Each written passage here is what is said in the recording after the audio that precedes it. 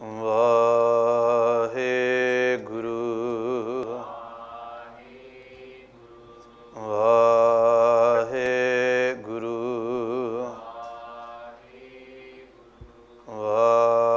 ਵਾਹਿਗੁਰੂ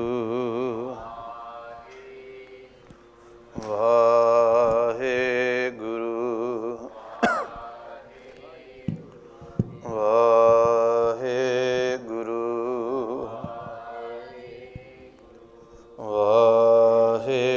ਵਾਹਿਗੁਰੂ ਵਾਹਿਗੁਰੂ ਵਾਹਿਗੁਰੂ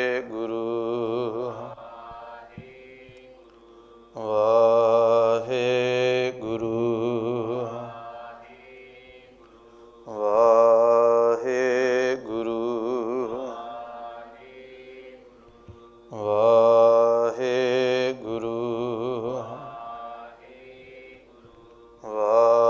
ਵਾਹਿਗੁਰੂ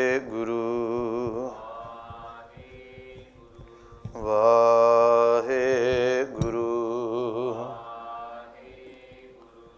ਵਾਹਿਗੁਰੂ ਜੀ ਕਾ ਖਾਲਸਾ ਵਾਹਿਗੁਰੂ ਜੀ ਕੀ ਫਤਿਹ। ਸਤਿਗੁਰੂ ਜੀ ਦੀ ਕਿਰਪਾ ਦੇ ਨਾਲ ਕੱਲ੍ਹ ਤੋਂ ਸ਼੍ਰੀ ਸੁਖਮਨੀ ਸਾਹਿਬ ਜੀ ਦੀ ਆਰੰਭਤਾ ਹੋਈ ਹੈ। ਅੱਜ ਸੁਖਮਨੀ ਸਾਹਿਬ ਜੀ ਦੀ ਪਹਿਲੀ ਅਸ਼ਟਪਦੀ ਦੀ ਪਹਿਲੀ ਪੌੜੀ ਦੀ ਆਪਾਂ ਰਲ ਮਿਲ ਕਰਕੇ ਜਿਵੇਂ ਗੁਰੂ ਪਾਤਸ਼ਾਹ ਜੀ ਸਮਤ ਬਖਸ਼ਣਗੇ ਵਿਚਾਰ ਕਰਨੀ ਹੈ। ਆਓ ਪਹਿਲਾਂ ਇਸ ਪੌੜੀ ਦਾ ਪਾਠ ਕਰਦੇ ਹਾਂ, ਫਿਰ ਪਾਤਸ਼ਾਹ ਜੀ ਦੀ ਕਿਰਪਾ ਦੇ ਨਾਲ ਵਿਚਾਰਾਂ ਦੀ ਆਰੰਭਤਾ ਕਰਾਂਗੇ ਜੀ। ਸਤਨਾਮ ਸ੍ਰੀ ਵਾਹਿਗੁਰੂ ਸਾਹਿਬ ਜੀ। ਅਸ਼ਟਪਦੀ।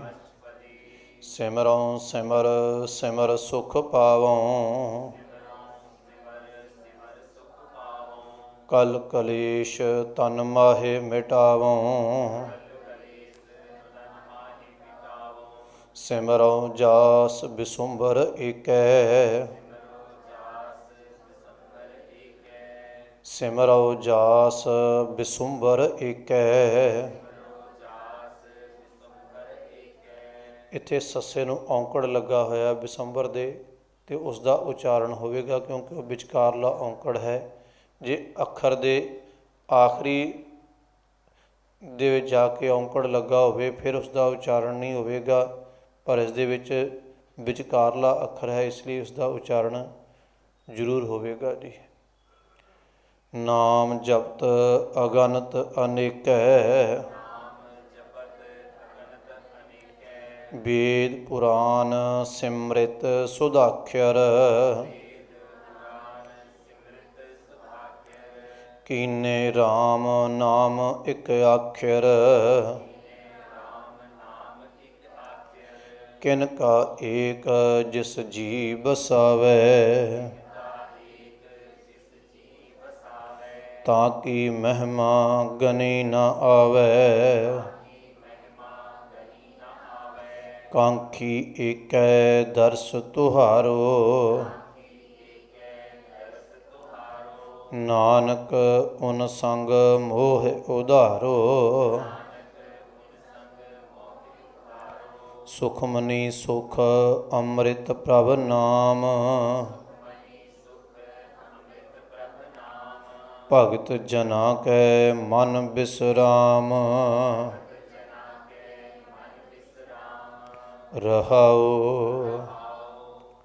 ਪਾਤਸ਼ਾਹ ਜੀ ਦੀ ਕਿਰਪਾ ਦੇ ਨਾਲ ਕੱਲ੍ਹ ਆਰੰਭਤਾ ਕੀਤੀ ਸੀ ਇਸ ਅਸ਼ਟਪਦੀ ਦੇ ਸ਼ਲੋਕ ਦੇ ਨਾਲ। ਆਦਿ ਗੁਰ ਏ ਨਮੈ, ਜੁਗਾਦ ਗੁਰ ਏ ਨਮੈ, ਸਤਿਗੁਰ ਏ ਨਮੈ, ਸ੍ਰੀ ਗੁਰਦੇਵ ਏ ਨਮੈ।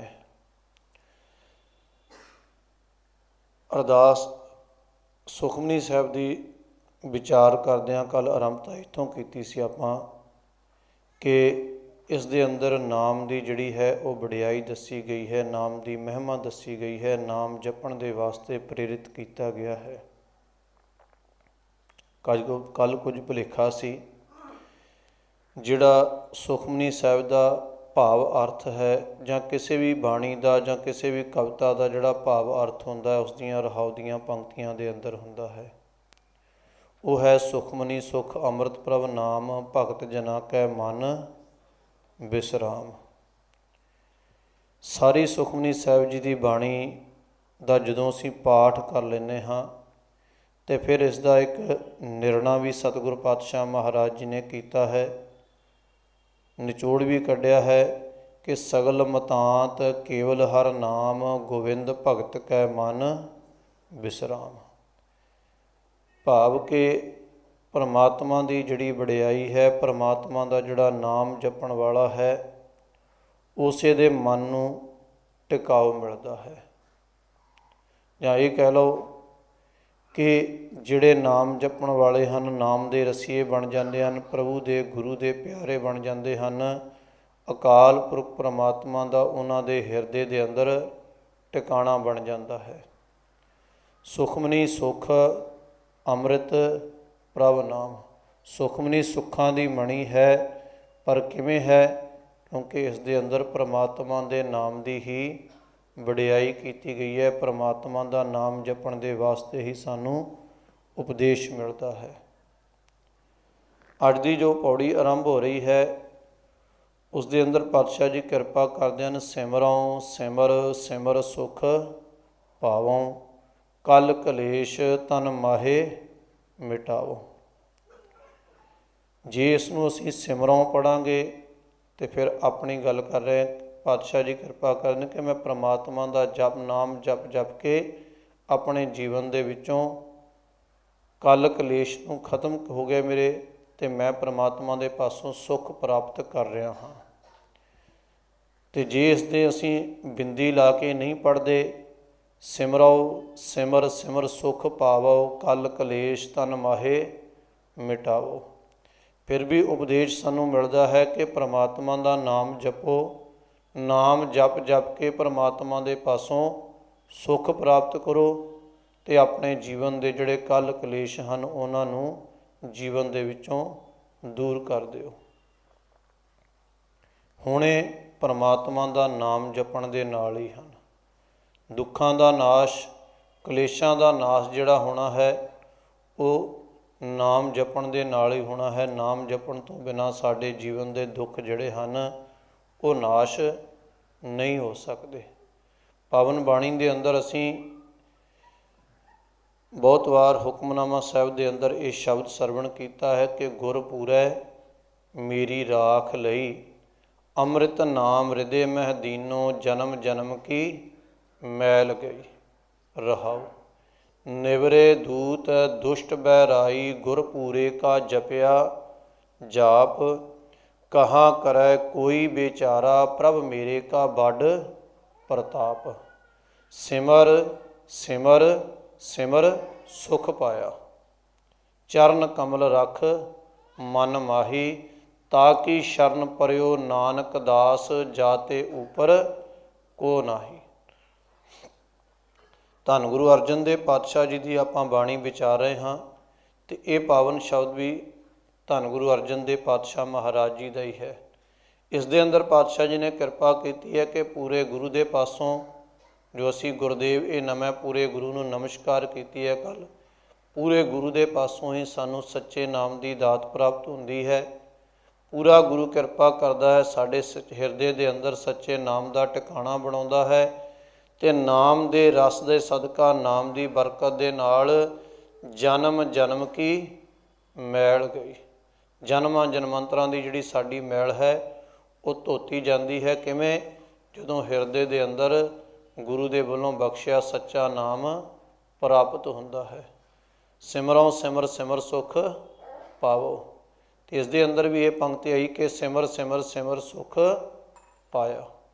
ਜੇ ਸਿਮਰੋਂ ਪੜ੍ਹਾਂਗੇ ਅਤੇ ਇਸ ਪੰਕਤੀ ਦੇ ਜਿਹੜੇ ਅਰਥ ਹਨ ਸਾਨੂੰ ਬਹੁਤ ਸੌਖੇ ਸਮਝ ਆ ਜਾਣਗੇ।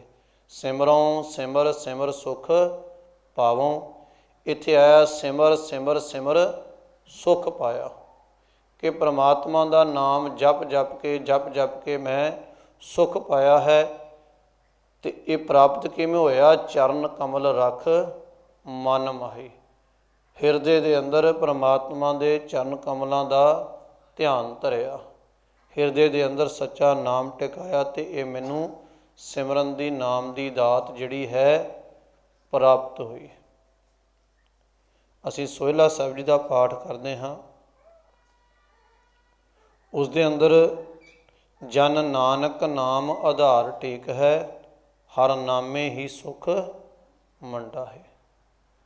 ਨਾਮ ਦੀ ਟੇਕ ਜੀਵਨ ਦੇ ਅੰਦਰ ਰਹੇਗੀ, ਨਾਮ ਦਾ ਆਧਾਰ ਜੀਵਨ ਦੇ ਅੰਦਰ ਰਹੇਗਾ, ਤੇ ਸਾਡਾ ਮਨ ਜਿਹੜਾ ਹੈ ਕਦੇ ਵੀ ਇੱਧਰ ਉੱਧਰ ਭਟਕੇਗਾ ਨਹੀਂ। ਸਾਡਾ ਮਨ ਸਦਾ ਹੀ ਟਿਕਾਣੇ 'ਤੇ ਰਹੇਗਾ, ਤੇ ਸਾਡਾ ਮਨ ਜਿਹੜਾ ਹੈ ਸਦਾ ਹੀ ਪ੍ਰਭੂ ਚਰਨਾਂ ਦੇ ਨਾਲ ਜੁੜਿਆ ਰਹੇਗਾ। ਜਿਹੜਾ ਮਨ ਪ੍ਰਭੂ ਚਰਨਾਂ ਦੇ ਨਾਲ ਜੁੜਿਆ ਹੈ ਉਹ ਕਦੇ ਵੀ ਦੁਖੀ ਨਹੀਂ ਹੋ ਸਕਦਾ, ਉਹ ਕਦੇ ਵੀ ਵਿਚਲਿਤ ਨਹੀਂ ਹੋ ਸਕਦਾ, ਉਹ ਕਦੇ ਵੀ ਡੋਲ ਨਹੀਂ ਸਕਦਾ। ਕਿਉਂਕਿ ਪਾਤਸ਼ਾਹ ਜੀ ਦੀ ਪਾਵਨ ਬਾਣੀ ਦਾ ਅਸੀਂ ਪ੍ਰਮਾਣ ਹੁਣੇ ਪੜ੍ਹਿਆ ਕਿ ਕਹਾ ਕਰੈ ਕੋਈ ਵਿਚਾਰਾ ਪ੍ਰਭ ਮੇਰੇ ਕਾ ਵੱਡ ਪ੍ਰਤਾਪ। ਪ੍ਰਮਾਤਮਾ ਦਾ ਪ੍ਰਤਾਪ, ਪ੍ਰਮਾਤਮਾ ਦੀ ਤਾਕਤ ਐਡੀ ਵੱਡੀ ਹੈ ਕਿ ਜਿਹੜੇ ਵਿਕਾਰ ਹਨ ਕੋਈ ਵੀ ਨਾਮ ਜਪਣ ਵਾਲੇ ਦਾ ਕੁਝ ਵਿਗਾੜ ਨਹੀਂ ਸਕਦੇ। ਕਲ ਕਲੇਸ਼ ਤਨ ਮਾਹੇ ਮਿਟਾਵੋ। ਤੇ ਜਿਹੜੇ ਕਲੇਸ਼ ਹਨ ਉਹ 5 ਪ੍ਰਕਾਰ ਦੇ ਮੰਨੇ ਗਏ ਹਨ। ਇੱਕ ਹੈ ਅਵਿਦਿਆ, ਅਨਪੜ੍ਹਤਾ। ਦੂਜਾ ਅਸਮਿਤ, ਕੇਵਲ ਮੈਂ ਹੀ ਮੈਂ ਹਾਂ, ਇਸੇ ਬਿਰਤੀ ਦੇ ਨਾਲ ਆਪਣਾ ਜੀਵਨ ਬਤੀਤ ਕਰਨਾ, ਦੂਸਰੇ ਦੇ ਚੀਜ਼ਾਂ ਨੂੰ ਤੁੱਛ ਕਰਕੇ ਜਾਣਾ। ਇੱਕ ਹੈ ਰਾਗ ਭਾਵ, ਦੁਨੀਆਦਾਰੀ ਦੇ ਨਾਲ ਪਕੜ ਬਣਾਈ ਰੱਖਣੀ, ਮੋਹ ਬਣਾਈ ਰੱਖਣਾ। ਦਵੈਸ਼, ਈਰਖਾ ਦੀ ਅੱਗ ਦੇ ਵਿੱਚ ਸੜਦੇ ਰਹਿਣਾ। ਅਬਨਿਵੇਸ਼, ਇਹ ਹੈ 5ਵਾਂ ਕਿ ਆਪੇ ਤੋਂ ਬਾਹਰ ਹੀ ਨਾ ਜਾਣਾ, ਕੇਵਲ ਆਪਣੇ ਆਪ ਨੂੰ ਹੀ ਸਭ ਕੁਝ ਜਾਣਨਾ ਅਤੇ ਦੂਸਰਿਆਂ ਨੂੰ ਕੁਝ ਵੀ ਨਹੀਂ ਜਾਣਨਾ। ਇਹ ਜਿਹੜੇ 5 ਕਲੇਸ਼ ਹਨ, ਪਾਤਸ਼ਾਹ ਜੀ ਕਿਰਪਾ ਕਰਦੇ ਹਨ, ਇਹ ਨਾਮ ਜਪਣ ਦੇ ਨਾਲ ਜੀਵਨ ਦੇ ਵਿੱਚੋਂ ਬਾਹਰ ਹੋ ਜਾਂਦੇ ਹਨ। ਮਨੁੱਖ ਦੀਆਂ ਦੁਨਿਆਵੀ ਪਕੜਾਂ ਜਿਹੜੀਆਂ ਹਨ, ਮੋਹ ਹੈ ਉਹ ਵੀ ਖਤਮ ਹੁੰਦਾ ਹੈ। ਈਰਖਾ ਦੀ, ਦਵੈਸ਼ ਦੀ, ਸਾੜੇ ਦੀ ਭਾਵਨਾ ਜਿਹੜੀ ਹੈ ਉਹ ਵੀ ਖਤਮ ਹੁੰਦੀ ਹੈ, ਕਿਉਂਕਿ ਮਨ ਅੰਦਰ ਨਿਮਰਤਾ ਆਉਂਦੀ ਹੈ ਅਤੇ ਸਾਰਿਆਂ ਦੇ ਵਿੱਚ ਪਰਮਾਤਮਾ ਵਸਦਾ ਹੋਇਆ ਮਨੁੱਖ ਨੂੰ ਦਿਖਾਈ ਦੇਣ ਲੱਗ ਪੈਂਦਾ ਹੈ। ਅਵਿਦਿਆ ਵੀ ਜਾਂਦੀ ਹੈ, ਕਿਉਂਕਿ ਆਤਮਿਕ ਗਿਆਨ ਪ੍ਰਾਪਤ ਹੋ ਜਾਂਦਾ ਹੈ ਨਾਮ ਜਪਣ ਦੇ ਨਾਲ। ਅਸੀਂ ਪਾਵਨ ਬਾਣੀ ਦੇ ਅੰਦਰ ਪੜ੍ਹਦੇ ਹਾਂ ਕਿ ਜਿਹਦੇ ਉੱਤੇ ਗੁਰੂ ਦੀ ਕਿਰਪਾ ਹੋ ਜਾਵੇ, ਪਿੰਗਲ ਪਰਬਤ ਪਾਰ ਪਰੇ ਖਲ ਚਤੁਰ ਬਕੀਤਾ, ਅੰਧਲੇ ਤ੍ਰੇ ਭਵਨ ਸੂਝਿਆ ਗੁਰ ਭੇਟ ਪੁਨੀਤਾ, ਮਹਿਮਾ ਸਾਧੂ ਸੰਗ ਕੀ ਸੁਨੋ ਮੇਰੇ ਮੀਤਾ, ਮੈਲ ਖੋਈ ਕੋਟ ਅਗ ਹਰੇ ਨਿਰਮਲ ਭਏ ਚੀਤਾ। ਜਦੋਂ ਨਾਮ ਸਾਡੇ ਹਿਰਦੇ ਦੇ ਅੰਦਰ ਆਵੇਗਾ ਅਤੇ ਸਾਨੂੰ ਆਤਮਿਕ ਗਿਆਨ ਦੀ ਪ੍ਰਾਪਤੀ ਹੋ ਜਾਵੇਗੀ। ਉਹ ਵੀ ਕੇਵਲ ਜਿੱਥੇ ਤੱਕ ਸਾਡੀ ਨਿਗਾਹ ਜਾਂਦੀ ਆ ਜਾਂ ਸਾਡੇ ਗਿਆਨ ਇੰਦਰੇ ਕੰਮ ਕਰਦੇ ਉੱਥੇ ਤੱਕ ਹੀ ਨਹੀਂ, ਤਿੰਨਾਂ ਭਵਨਾਂ ਦੀ ਮਨੁੱਖ ਨੂੰ ਫਿਰ ਸੋਝੀ ਹੋ ਜਾਂਦੀ ਹੈ, ਜਿਸ ਦੇ ਅੰਦਰ ਗਿਆਨ ਦਾ ਪ੍ਰਕਾਸ਼ ਹੋ ਜਾਂਦਾ ਹੈ, ਜਿਸ ਦੇ ਹਿਰਦੇ ਦੇ ਅੰਦਰ ਨਾਮ ਦਾ ਪ੍ਰਵਾਹ ਚੱਲ ਜਾਂਦਾ ਹੈ। ਸਿਮਰੋ ਜਾਸ ਬਿਸੁੰਬਰ ਇੱਕ ਹੈ। ਅਸੀਂ ਜਾਪ ਸਾਹਿਬ ਦੇ ਅੰਦਰ ਪੜ੍ਹ ਕੇ ਆਏ ਹਾਂ ਕਿ ਵਿਸ਼ਵੰਬਰ ਹੈ, ਵਿਸ਼ਵ ਨੂੰ ਭਰਨ ਵਾਲਾ, ਪੂਰੇ ਸ੍ਰਿਸ਼ਟੀ ਨੂੰ ਪਾਲਣ ਵਾਲਾ, ਉਸ ਨੂੰ ਚਲਾਉਣ ਵਾਲਾ ਅਕਾਲ ਪੁਰਖ ਪਰਮਾਤਮਾ। ਪਾਤਸ਼ਾਹ ਜੀ ਕਿਰਪਾ ਕਰਦੇ ਨੇ ਮੈਂ ਸਦਾ ਹੀ ਉਸ ਦਾ ਨਾਮ ਸਿਮਰਾਂ। ਨਾਮ ਜਪਤ ਅਗਨਤ ਅਨੇਕ ਹੈ। ਉਸ ਵਿਸ਼ਵ ਦੇ ਮਾਲਕ, ਸ੍ਰਿਸ਼ਟੀ ਦੇ ਕਰਤੇ ਅਕਾਲ ਪੁਰਖ ਪਰਮਾਤਮਾ ਨੂੰ ਅਨੇਕਾਂ ਹੀ ਜੀਵ ਜਿਹੜੇ ਹਨ ਉਹ ਸਿਮਰ ਰਹੇ ਹਨ, ਉਸ ਦਾ ਨਾਮ ਜਪ ਰਹੇ ਹਨ, ਉਹਨਾਂ ਦੀ ਗਿਣਤੀ ਨਹੀਂ ਹੋ ਸਕਦੀ। ਇਸ ਲਈ ਜਦੋਂ ਇਸ ਦਾ ਉਚਾਰਨ ਕਰਨਾ ਹੈ ਤਾਂ ਅਗਨਤ ਨਹੀਂ ਕਰਨਾ। ਅਗਨਤ ਦਾ ਕੋਈ ਮਤਲਬ ਜਿਹੜਾ ਹੈ ਉਹ ਨਹੀਂ ਨਿਕਲਦਾ। ਅਗਨਤ ਦਾ ਭਾਵ ਹੈ ਜਿਹੜੇ ਗਿਣੇ ਨਹੀਂ ਜਾ ਸਕਦੇ। ਗਣਤ ਹਮਰੀ ਗਣਤ ਨਾ ਗਣੀਆਂ ਕਾਈ, ਆਪਣਾ ਬਿਰਦ ਪਛਾਣ। ਇਹ ਪ੍ਰਭੂ ਸਾਡੀ ਕੋਈ ਗਿਣਤੀ ਨਹੀਂ ਹੈ, ਤੂੰ ਆਪਣਾ ਸੁਭਾਅ, ਆਪਣਾ ਬਿਰਦ ਪਛਾਣ ਅਤੇ ਸਾਨੂੰ ਆਪਣੇ ਚਰਨਾਂ ਦੇ ਨਾਲ ਜੋੜ ਲੈ। ਉੱਥੇ ਗਣਤ ਹੈ ਭਾਵ ਗਿਣਤੀ, ਇੱਥੇ ਅਗਣਤ ਹੈ ਜਿਨ੍ਹਾਂ ਦੀ ਗਿਣਤੀ ਨਹੀਂ ਹੋ ਸਕਦੀ। ਇੰਨੇ ਲੋਕ, ਇੰਨੇ ਜੀਵ ਪਰਮਾਤਮਾ ਦੀ ਵਡਿਆਈ ਕਰਦੇ ਹਨ। ਵੇਦ ਪੁਰਾਨ ਸਿਮਰਿਤ ਸੁਦਾਖਰ। ਵੇਦ 4 ਵੇਦ, 18 ਪੁਰਾਣ, 18 ਹੀ ਸਿਮਰਤੀਆਂ, ਜਿਵੇਂ ਮਨੂ ਸਿਮਰਤੀ, ਜੀਵਾਨ ਸਿਮਰਤੀ, ਸਦਚਾਰਾ ਸਿਮਰਤੀ, ਇਸ ਤਰੀਕੇ ਦੇ ਨਾਲ ਸਿਮਰਤੀਆਂ। ਜਿਹੜੇ ਵੇਦ ਹਨ ਉਹ ਇਹ ਮੰਨੇ ਜਾਂਦੇ ਹਨ ਕਿ ਇਹ ਬ੍ਰਹਮਾ ਜੀ ਨੇ ਲਿਖੇ ਹਨ। ਜਿਹੜੇ ਪੁਰਾਣ ਹਨ ਉਹਨਾਂ ਦੇ ਵਿੱਚ ਪੁਰਾਤਨ ਰਾਜਿਆਂ ਦੀਆਂ ਗਾਥਾਵਾਂ ਜਾਂ ਜੋਤਿਸ਼ ਵਿਦਿਆ ਜਾਂ ਵੈਦਿਕ ਵਿਦਿਆ ਆਦਿਕ ਦੀਆਂ ਸਿੱਖਿਆਵਾਂ ਮਿਲਦੀਆਂ ਹਨ। ਜਿਹੜੀਆਂ ਸਿਮਰਤੀਆਂ ਹਨ ਇਹ ਯਾਦ ਤੋਂ, ਇਹਨਾਂ ਪੁਰਾਣਾਂ ਦੇ ਵੇਦਾਂ ਤੋਂ ਯਾਦ ਕਰਕੇ ਉਹਨਾਂ ਦਾ ਗਾਂ ਸਿਰਲੇਖ ਜਾਂ ਕਹਿ ਲਓ ਉਹਨਾਂ ਦੇ ਧਰਮ ਦੀ ਰਹਿਤ ਮਰਿਆਦਾ ਹੈ, ਰਹੁ ਰੀਤੀ ਹੈ, ਉਹਨਾਂ ਦੇ ਵਿੱਚ ਉਹ ਲਿਖੀ ਗਈ ਹੈ। ਇਹ ਧਾਰਮਿਕ ਗ੍ਰੰਥਾਂ ਦੀ ਗੱਲ ਇੱਥੇ ਸਤਿਗੁਰੂ ਪਾਤਸ਼ਾਹ ਮਹਾਰਾਜ ਜੀ ਨੇ ਕੀਤੀ ਹੈ ਕਿ ਪਾਤਸ਼ਾਹ ਜੀ ਕਿਰਪਾ ਕਰਦੇ ਨੇ, ਵੇਦ ਪੁਰਾਣ ਸਿਮਰਿਤ ਸੁਦਾਖਰ, ਇਸ ਦਾ ਉਚਾਰਨ ਸਿਮਰਤ ਨਹੀਂ ਕਰਨਾ, ਕਿਉਂਕਿ ਮੰਮੇ ਨੂੰ ਵੀ ਸਿਹਾਰੀ ਹੈ, ਸੱਸੇ ਨੂੰ ਵੀ ਸਿਹਾਰੀ ਹੈ ਅਤੇ ਤੱਤੇ ਨੂੰ ਵੀ ਸਿਹਾਰੀ ਹੈ। ਜਿਹੜੀ ਮੰਮੇ ਵਾਲੀ ਸਿਹਾਰੀ ਹੈ ਉਹ ਰਾਰੇ ਦੇ ਉੱਤੇ ਬੋਲੀ ਜਾਵੇਗੀ, ਕਿਉਂਕਿ ਜਿਹੜਾ ਪੈਰ ਵਾਲਾ ਅੱਖਰ ਹੁੰਦਾ ਹੈ ਮਾਤਰਾ ਉਸ ਅੱਖਰ ਦੇ ਨਾਲ ਲੱਗਦੀ ਹੈ। ਜਦੋਂ ਅਸੀਂ ਧੰਨ ਗੁਰੂ ਨਾਨਕ ਪਾਤਸ਼ਾਹ ਜੀ ਦੀ ਮਾਤਾ ਜੀ ਦਾ ਨਾਮ ਲੈਂਦੇ ਹਾਂ ਅਤੇ ਜਿਹੜਾ ਤੱਤਾ ਹੈ ਉਸਨੂੰ ਸਿਹਾਰੀ ਲੱਗੀ ਹੈ ਅਤੇ ਉਸਦੇ ਪੈਰ ਦੇ ਵਿੱਚ ਰਾਰਾ ਹੈ ਅਤੇ ਅਸੀਂ ਕਹਿੰਦੇ ਹਾਂ ਤ੍ਰਿਪਤਾ ਜੀ, ਤਿਰਪਤਾ ਜੀ ਕੋਈ ਨਹੀਂ ਕਹਿੰਦਾ, ਕਿਉਂਕਿ ਜਿਹੜੀ ਮਾਤਰਾ ਹੈ ਉਹ ਪੈਰ ਵਾਲੇ ਅੱਖਰ ਨੂੰ ਬੋਲੀ ਜਾਵੇਗੀ। ਇਸ ਲਈ ਰਾਰੇ ਨੂੰ ਵੀ ਸਿਹਾਰੀ ਹੈ, ਸੱਸੇ ਨੂੰ ਵੀ ਹੈ ਅਤੇ ਤੱਤੇ ਨੂੰ ਵੀ ਹੈ। ਇਸ ਦਾ ਉਚਾਰਨ ਆਵੇਗਾ ਸਿਮਰਿਤ। ਜਿੱਥੇ ਮੰਮੇ ਨੂੰ ਵੀ ਅਤੇ ਤੱਤੇ ਨੂੰ ਵੀ ਸਿਹਾਰੀ ਹੈ ਉੱਥੇ ਭਾਵ ਹੋਵੇਗਾ ਗ੍ਰੰਥ। ਜਿੱਥੇ ਰਾਰੇ ਨੂੰ ਸਿਹਾਰੀ ਨਹੀਂ ਹੋਵੇਗੀ, ਮੰਮੇ ਨੂੰ ਸਿਹਾਰੀ ਨਹੀਂ ਹੋਵੇਗੀ, ਉੱਥੇ ਇਸ ਦਾ ਭਾਵ ਹੋਵੇਗਾ ਯਾਦ ਪਰਮਾਤਮਾ ਦਾ ਸਿਮਰਨ। ਇਸ ਲਈ ਜਦੋਂ ਵੀ ਪਾਠ ਕਰੀਏ ਤਾਂ ਇਸ ਦਾ ਉਚਾਰਨ ਸਿਮਰਿਤ ਕਰਨਾ ਹੈ। ਸੁਧਿਆਖਰ, ਸੁਧਿਆਖਰ ਭਾਵ ਉਹ ਅੱਖਰ ਜਾਂ ਉਹ ਦਸਤਖਤ ਜਿਸ ਦੇ ਨਾਲ ਸਹੀ ਪਾਈ ਗਈ ਹੋਵੇ ਕਿ ਜਿਹੜੀ ਗੱਲ ਇਹਨਾਂ ਗ੍ਰੰਥਾਂ ਦੇ ਵਿੱਚ ਕਹੀ ਗਈ ਹੈ ਉਹ ਬਿਲਕੁਲ ਸਹੀ ਕਹੀ ਹੈ। ਜਾਂ ਕਿਸੇ ਵੀ ਕਾਗਜ਼ ਦੇ ਉੱਤੇ ਕੋਈ ਸਾਈਨ ਕਰਦਾ ਹੈ ਅਤੇ ਇਹ ਕਹਿੰਦਾ ਹੈ, ਇਸ ਜ਼ਿੰਮੇਵਾਰੀ ਨਾਲ ਸਾਈਨ ਕਰਦਾ ਹੈ ਕਿ ਜੋ ਲਿਖਿਆ ਹੈ ਮੈਂ ਉਸ ਦੀ ਜ਼ਿੰਮੇਵਾਰੀ ਲੈਂਦਾ ਹਾਂ। ਸਾਈਨ ਇਸ ਕਰਕੇ ਲਏ ਜਾਂਦੇ ਹਨ। ਅਤੇ ਪਾਤਸ਼ਾਹ ਜੀ ਕਿਰਪਾ ਕਰਦੇ ਹਨ, ਇਹਨਾਂ ਧਾਰਮਿਕ ਗ੍ਰੰਥਾਂ ਦੇ ਵਿੱਚ ਅਕਾਲ ਪੁਰਖ ਪਰਮਾਤਮਾ ਦੇ ਨਾਮ ਨੂੰ ਜਪਣ ਦੇ ਵਾਸਤੇ ਸਹੀ ਪਾਈ ਗਈ ਹੈ ਕਿ ਪਰਮਾਤਮਾ ਦਾ ਨਾਮ ਹੀ ਸਭ ਤੋਂ ਸਿਰਮੌਰ ਹੈ, ਸੁਧਿਆਖਰ ਹੈ। ਭਾਵ ਸਭ ਤੋਂ ਜੇ ਸਾਡੇ ਜੀਵਨ ਦੇ ਵਾਸਤੇ ਅਨਮੋਲ ਹੈ ਅਤੇ ਉਹ ਅਕਾਲ ਪੁਰਖ ਪਰਮਾਤਮਾ ਦਾ ਨਾਮ ਜਪਣਾ ਹੈ, ਪਰਮਾਤਮਾ ਦੇ ਨਾਮ ਦੀ ਪ੍ਰਾਪਤੀ ਹੈ। ਕੀਨੇ ਰਾਮ ਨਾਮ ਇੱਕ ਆਖਰ, ਇਹਨਾਂ ਗ੍ਰੰਥਾਂ ਦੇ ਵਿੱਚ ਕੇਵਲ ਇੱਕ ਅਕਾਲ ਪੁਰਖ ਪਰਮਾਤਮਾ ਦੇ ਨਾਮ ਨੂੰ ਹੀ ਵਡਿਆਇਆ ਗਿਆ ਹੈ, ਪਰਮਾਤਮਾ ਦੇ ਨਾਮ ਨੂੰ ਹੀ ਸਭ ਤੋਂ ਸਿਰਮੌਰ ਮੰਨਿਆ ਗਿਆ ਹੈ। ਕਿਨਕਾ ਏਕ ਜਿਸ ਜੀ ਵਸਾਵੈ, ਤਾਂ ਕਿ ਮਹਿਮਾ ਗਨੀ ਨਾ ਆਵੈ।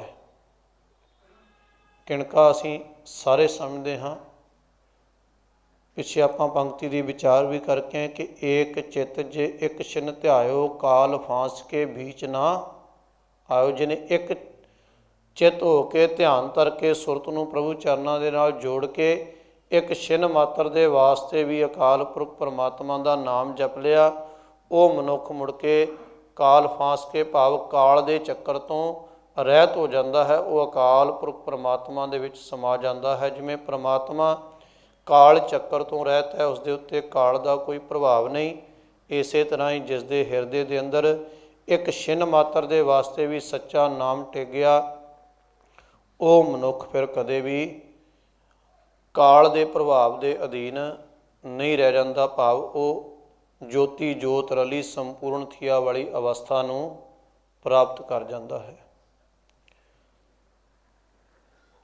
ਤਾਂ ਕਿ ਮਹਿਮਾ ਗਨੀ ਨਾ ਆਵੇ, ਜਿਸ ਦੇ ਹਿਰਦੇ ਅੰਦਰ ਕਿਣਕਾ ਮਾਤਰ ਵੀ ਅਕਾਲ ਪੁਰਖ ਪਰਮਾਤਮਾ ਦੇ ਨਾਮ ਦੀ ਵਡਿਆਈ ਵਸ ਗਈ, ਉਸ ਮਨੁੱਖ ਦੀ ਮਹਿਮਾ ਜਿਹੜੀ ਹੈ ਉਹ ਦੱਸੀ ਨਹੀਂ ਜਾ ਸਕਦੀ। ਉਸ ਦੀ ਮਹਿਮਾ ਨੂੰ ਨਾਪਿਆ ਜੋਖਿਆ ਜਾਂ ਬੋਲ ਕੇ ਜਾਂ ਲਿਖ ਕੇ ਦੱਸਿਆ ਨਹੀਂ ਜਾ ਸਕਦਾ। ਅਸੀਂ ਹੁਣੇ ਪੰਕਤੀ ਪੜ੍ਹੀ ਹੈ ਕਿ ਮਹਿਮਾ ਸਾਧੂ ਸੰਗ ਕੀ, ਸੁਨੋ ਮੇਰੇ ਮੀਤਾ ਮੈਲ ਖੋਈ, ਕੋਟ ਅਗ ਹਰੇ ਨਿਰਮਲ ਭਏ ਚੀਤਾ। ਇਹ ਇੱਕ ਪੁਰਖ ਦੀ ਵਡਿਆਈ ਸਿਰਫ ਸਾਨੂੰ ਉਦਾਹਰਣ ਮਾਤਰ ਦੇ ਵਾਸਤੇ ਸਤਿਗੁਰੂ ਪਾਤਸ਼ਾਹ ਜੀ ਨੇ ਦੱਸੀ ਹੈ ਕਿ ਸੰਗਤ ਕਰਨ ਦੇ ਨਾਲ ਇਹ ਸਾਡੇ ਜੀਵਨ ਦੇ ਵਿੱਚੋਂ ਦੁੱਖ ਕਲੇਸ਼ ਬਾਹਰ ਜਾਂਦੇ ਹਨ।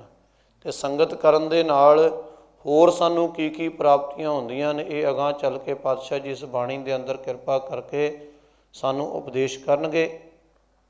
ਪਾਤਸ਼ਾਹ ਜੀ ਨੇ ਇਸ ਪੰਕਤੀ ਦੇ ਅੰਦਰ ਕਿਰਪਾ ਕੀਤੀ ਹੈ ਕਿ ਜਿਸ ਦੇ ਹਿਰਦੇ ਅੰਦਰ ਇੱਕ ਚਿੱਤ ਵਾਸਤੇ, ਇੱਕ ਛਿਨ ਵਾਸਤੇ ਨਾਮ ਵਸ ਗਿਆ, ਕਿਣਕਾ ਮਾਤਰ ਵੀ ਕਿਸੇ ਨੂੰ ਨਾਮ ਦੀ ਪ੍ਰਾਪਤੀ ਹੋ ਗਈ, ਹਿਰਦੇ ਅੰਦਰ ਟਿਕਾ ਮਿਲ ਗਿਆ, ਉਸ ਮਨੁੱਖ ਦੀ ਮਹਿਮਾ ਜਿਹੜੀ ਹੈ ਅਸੀਂ ਸਧਾਰਨ ਮਨੁੱਖ ਬੋਲ ਕੇ ਨਹੀਂ ਦੱਸ ਸਕਦੇ। ਕਾਂਖੀ ਏਕੈ ਦਰਸ਼ ਤੁਹਾਰੋ, ਨਾਨਕ ਉਨ ਸੰਗ ਮੋਹੇ ਉਧਾਰੋ। ਕਾਂਖੀ ਭਾਵ ਚਾਹਨਾ, ਹਿਰਦੇ ਦੀ ਜਿਹੜੀ ਹੈ ਇੱਕ ਚਾਓ, ਹਿਰਦੇ ਦੇ ਅੰਦਰ ਇੱਕ ਆਸ ਕਿ ਅਕਾਲ ਪੁਰਖ ਪਰਮਾਤਮਾ ਦੇ ਨਾਲ ਮਿਲਾਪ ਹੋ ਜਾਵੇ। ਅੱਜ ਦਾ ਜੋ ਪਾਵਨ ਹੁਕਮਨਾਮਾ ਸਾਹਿਬ ਹੈ ਉਸ ਦੇ ਅੰਦਰ ਵੀ ਇਹ ਹੈ ਕਿ ਦਰਸ਼ਨ ਨਾਮ ਕਉ ਮਨ ਆਛੈ, ਭਰਮ ਆਇਓ ਹੈ ਸਗਲ ਥਾਨ ਰੇ, ਆਏ ਪਰਿਓ ਸੰਤ ਪਾਛੈ। ਕਿ ਮੇਰੇ ਮਨ ਅੰਦਰ ਤਾਂਘ ਪੈਦਾ ਹੋਈ ਹੈ, ਚਾਅ ਪੈਦਾ ਹੋਇਆ ਕਿ ਮੈਨੂੰ ਪਰਮਾਤਮਾ ਦਾ ਦੀਦਾਰ ਪ੍ਰਾਪਤ ਹੋਵੇ, ਸੱਚੇ ਨਾਮ ਦੀ ਦਾਤ ਪ੍ਰਾਪਤ ਹੋਵੇ। ਇਸ ਲਈ ਮੈਂ ਹੁਣ ਕੀਤਾ ਕੀ ਹੈ, ਸਾਰੇ ਪਾਸਿਓਂ ਥੱਕ ਹਾਰ ਕੇ ਮੈਂ ਹੁਣ ਪੂਰੇ ਗੁਰੂ ਦੀ, ਪੂਰੇ ਸੰਤ ਜਨਾਂ ਦੀ ਸ਼ਰਨ ਦੇ ਵਿੱਚ ਆ ਗਿਆ ਹਾਂ ਕਿ ਇਹਨਾਂ ਦੇ ਰਾਹੀਂ ਹੀ ਮੈਨੂੰ ਸੱਚੇ ਨਾਮ ਦੀ ਪ੍ਰਾਪਤੀ ਹੋਵੇ। ਕਾਂਖੀ ਏਕੈ ਦਰਸ਼ ਤੁਹਾਰੋ, ਹੈ ਅਕਾਲ ਪੁਰਖ ਪਰਮਾਤਮਾ ਜੀ, ਮੇਰੇ ਮਨ ਅੰਦਰ ਇੱਕੋ ਹੀ ਕੇਵਲ ਅਤੇ ਕੇਵਲ ਇੱਕੋ ਹੀ ਇਹ ਚਾਹਨਾ ਹੈ, ਇਹ ਆਸ ਹੈ, ਮੇਰੀ ਕਾਮਨਾ ਹੈ ਕਿ ਮੈਨੂੰ ਤੁਹਾਡਾ ਦਰਸ਼ ਪ੍ਰਾਪਤ ਹੋ ਜਾਵੇ। ਨਾਨਕ ਉਨ ਸੰਗ ਮੋਹੇ ਉਧਾਰੋ, ਜਿਨ੍ਹਾਂ ਨੇ ਤੁਹਾਡਾ ਨਾਮ ਜਪ ਕੇ ਇਹ ਦਾਤ ਪ੍ਰਾਪਤ ਕਰ ਲਈ ਹੈ, ਮੈਨੂੰ ਵੀ ਉਹਨਾਂ ਦੀ ਸੰਗਤ ਦੇ ਵਿੱਚ ਜੋੜ ਕੇ ਉਹਨਾਂ ਦੀ ਸੰਗਤ ਦੇ ਰਾਹੀਂ ਮੇਰਾ ਵੀ ਪਾਰ ਉਤਾਰਾ ਕਰ ਦਿਓ। ਸੁਖਮਨੀ ਸੁਖ ਅੰਮ੍ਰਿਤ ਪ੍ਰਭ ਨਾਮ, ਭਗਤ ਜਨਾ ਕੈ ਮਨ ਵਿਸਰਾਮ। ਇਹ ਰਹਾਉ ਦੀ ਪੰਕਤੀ ਹੈ ਜਿਸ ਦੀ ਆਪਾਂ ਵਿਚਾਰ ਪਹਿਲਾਂ ਕੀਤੀ ਹੈ ਕਿ ਸੁਖਮਨੀ ਸੁੱਖਾਂ ਦੀ ਮਣੀ ਤਾਂ ਹੈ ਜੇ ਨਾਮ ਦੀ ਉਸ ਦੇ ਨਾਲ ਸਾਂਝ ਹੈ। ਸੁਖਮਨੀ ਸਾਹਿਬ ਦੀ ਵਡਿਆਈ ਕਰਦਿਆਂ TL ਸਾਧੂ ਬਾਸਵਾਨੀ ਕਹਿੰਦਾ ਹੈ ਕਿ ਸੁਖਮਨੀ ਸਾਹਿਬ ਦੀ ਬਾਣੀ ਜੇ ਤੁਸੀਂ ਬੱਚਿਆਂ ਨੂੰ ਵਿਗੜਨ ਤੋਂ ਬਚਾਉਣਾ ਹੈ, ਵਿਦਿਆਰਥੀਆਂ ਨੂੰ ਭਟਕਣ ਤੋਂ ਬਚਾਉਣਾ ਹੈ, ਉਹਨਾਂ ਦੇ ਸਿਲੇਬਸ ਦੇ ਵਿੱਚ ਸੁਖਮਨੀ ਸਾਹਿਬ ਦਾ ਗੁਟਕਾ ਜੋੜ ਦਿਓ, ਉਹ ਕਦੇ ਵੀ ਆਪਣੇ ਮਾਰਗ ਤੋਂ ਭਟਕਣਗੇ ਨਹੀਂ, ਕਦੇ ਵੀ ਉਹ ਗਲਤ ਰਸਤੇ ਦੇ ਉੱਤੇ ਨਹੀਂ ਜਾਣਗੇ। ਸੁਖਮਨੀ ਸਾਹਿਬ ਦੇ ਅੰਦਰ ਐਡੀ ਕਿਰਪਾ ਹੈ। ਇੱਕ ਹੋਰ ਵਿਦਵਾਨ ਲਿਖਦਾ ਹੈ ਕਿ ਸੁਖਮਨੀ ਸਾਹਿਬ ਪੜ੍ਹਦਿਆਂ ਪੜ੍ਹਦਿਆਂ ਹੀ ਸਾਡੇ ਦੁੱਖ ਜਿਹੜੇ ਹਨ ਉਹ ਘੱਟ ਹੋਣੇ ਸ਼ੁਰੂ ਹੋ ਜਾਂਦੇ ਹਨ। ਇਸੇ ਲਈ ਹੀ ਸੁਖਮਨੀ ਸਾਹਿਬ ਦੀ ਜਿਹੜੀ ਹੈ ਰਚਨਾ ਧੰਨ ਗੁਰੂ ਅਰਜਨ ਦੇਵ ਪਾਤਸ਼ਾਹ ਜੀ ਨੇ ਕੀਤੀ ਸੀ। ਜਦੋਂ ਸਿੱਖਾਂ ਨੇ ਬੇਨਤੀ ਕੀਤੀ ਕਿ ਪਾਤਸ਼ਾਹ ਜੀ ਕੋਈ ਸੌਖੀ ਬਾਣੀ ਇਸ ਤਰੀਕੇ ਦੇ ਨਾਲ ਜਿਸ ਦੇ ਨਾਲ ਸਾਡਾ ਮਨ ਸੌਖਾ ਜੁੜ ਜਾਵੇ, ਅਤੇ ਗੁਰੂ ਅਰਜਨ ਦੇਵ ਪਾਤਸ਼ਾਹ ਜੀ ਨੇ ਸੁਖਮਨੀ ਸਾਹਿਬ ਜੀ ਦੀ ਬਾਣੀ ਦੀ ਰਚਨਾ ਕੀਤੀ। ਇਸ ਦੀ ਇੱਕ ਹੋਰ ਵਿਲੱਖਣਤਾ ਹੈ ਕਿ ਇਸ ਦੇ ਅੰਦਰ 24 ਸ਼ਲੋਕ ਹਨ, 24 ਅਸ਼ਟਪਦੀਆਂ ਹਨ ਅਤੇ 24,000 ਹੀ ਇਸ ਦੇ ਅੱਖਰ ਹਨ। ਭਾਵ ਸਾਡੇ ਇੱਕ ਦਿਨ ਦੇ ਸਵਾਸ ਜਿਹੜੇ ਹਨ 24,000 ਮੰਨੇ ਜਾਂਦੇ ਹਨ ਅਤੇ 24,000 ਹੀ ਸੁਖਮਨੀ ਸਾਹਿਬ ਦੇ ਅੱਖਰ ਹਨ। ਨਿਤਾ ਪ੍ਰਤੀ ਜੇ ਅਸੀਂ ਸੁਖਮਨੀ ਸਾਹਿਬ ਦਾ ਪਾਠ ਕਰਾਂਗੇ ਅਤੇ ਸਾਡੇ ਜੀਵਨ ਦੇ ਵਿੱਚੋਂ ਦੁੱਖਾਂ ਦਾ ਜਿਹੜਾ ਡੇਰਾ ਹੈ ਉਹ ਚੁੱਕ ਹੋਣਾ ਸ਼ੁਰੂ ਹੋ ਜਾਵੇਗਾ। ਸਤਿਗੁਰ ਪਾਤਸ਼ਾਹ ਜੀ ਕਿਰਪਾ ਕਰਨ। ਆਓ ਰਲ ਕੇ ਇਸ ਪੌੜੀ ਦਾ ਇੱਕ ਵਾਰ ਪਾਠ ਕਰੀਏ, ਫਿਰ ਸਮਾਪਤੀ ਹੈ ਜੀ। ਸਿਮਰਉ ਸਿਮਰ ਸਿਮਰ ਸੁਖ ਪਾਵਉ, ਕਲ ਕਲੇਸ਼ ਤਨ ਮਾਹੇ ਮਿਟਾਵਉ। ਸਿਮਰਉ ਜਾਸ ਬਿਸੁੰਬਰ ਏਕੈ, ਨਾਮ ਜਪਤ ਅਗਨਤ ਅਨੇਕੈ। ਵੇਦ ਪੁਰਾਨ ਸਿਮਰਿਤ ਸੁਧਾਖਰ, ਕੀਨੇ ਰਾਮ ਨਾਮ ਇਕ ਆਖਰ। ਕਿਨਕਾ ਏਕ ਜਿਸ ਜੀ ਵਸਾਵੈ, ਤਾਂ ਕੀ ਮਹਿਮਾ ਗਨੀ ਨ ਆਵੈ। ਕਾਂਖੀ ਏਕੈ ਦਰਸ਼ ਤੁਹਾਰੋ, ਨਾਨਕ ਉਨ ਸੰਗ ਮੋਹ ਉਧਾਰੋ। ਸੁਖਮਨੀ ਸੁਖ ਅੰਮ੍ਰਿਤ ਪ੍ਰਭ ਨਾਮ। ਭਗਤ ਜਨਾ ਕੈ ਮਨ ਬਿਸਰਾਮ। ਰਹਾਉ। ਵਾਹਿਗੁਰੂ ਜੀ ਕਾ ਖਾਲਸਾ, ਵਾਹਿਗੁਰੂ ਜੀ ਕੀ ਫਤਿਹ।